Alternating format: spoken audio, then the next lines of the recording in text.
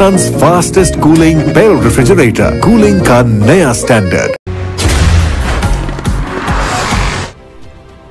बहावलपुर हासिलपुर उमर फारूक चौहान से मियां Waheed Ahmad coordinator governor Punjab, Chaudhary Mohammad Rafaqat Ali मरकजी chairman और खावर जावेद गुज्जर मरकजी सीनियर वाइस चेयरमैन ने पीर सफदर चौधरी को चेयरमैन तहसील हासिलपुर नामजद कर दिया। नोटिफिकेशन जारी।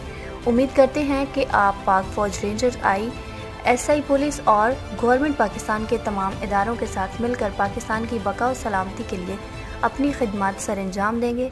दोस्तों अजीज़ों की तरफ मुबारकबादों का सिलसिला भी जारी है।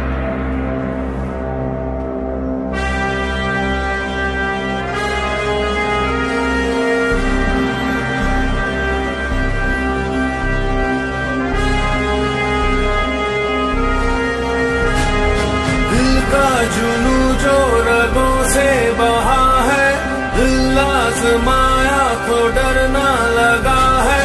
दिल का जुनू जो रगों से बहा है, दिल आज़माया तो डरना लगा है। नहीं खौफ कोई भी दुश्मन का हमको, नहीं मिलने देंगे यूं धरती से गम को, नहीं मिलने देंगे यूं धरती से गम को।